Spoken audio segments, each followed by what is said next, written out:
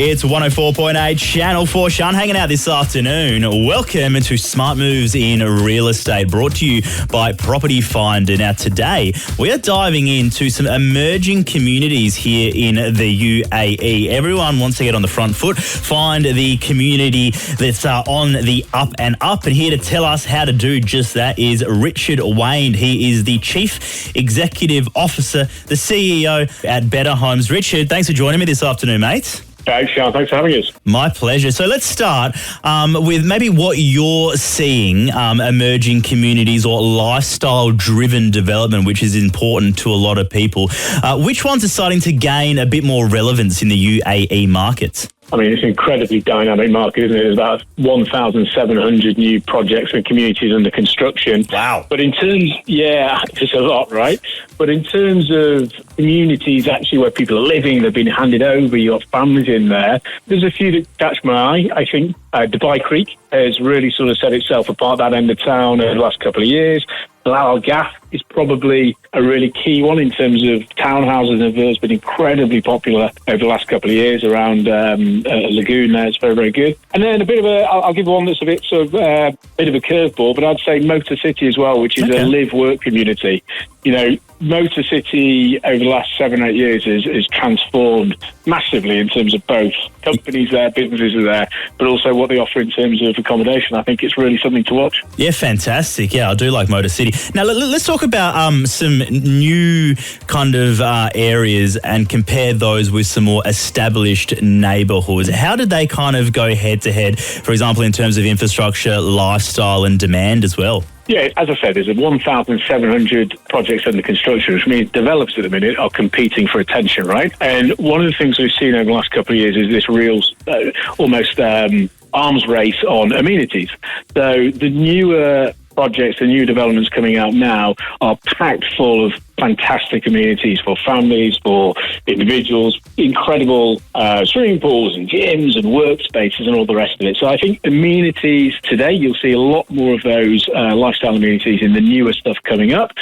In something you see in villas, townhouses, there's a lot of push towards waterfront. Now, not everybody can be on the seafront, so we're seeing a lot more things like lagoons and lazy rivers in some of the new townhouse developments that we're seeing coming up. But on the flip side, one thing we're also seeing is we're seeing slightly smaller units, right? So land prices today are a lot higher than they were 4, 5, 6 years ago, and developers are adjusting to that. So the newer communities, you will tend to find that plot sizes are a little bit smaller on villas and unit sizes are a little bit smaller on apartments. So whilst you might get a bit more bang for your buck in terms of amenities, it might be a little bit smaller than going into the secondary market and looking at some of the older communities. What are some of the signals that you look for that can suggest that an area just might be about to take off in an emerging market? Well, I guess probably the first thing we see is a lot more leads coming from Property Finder, don't we?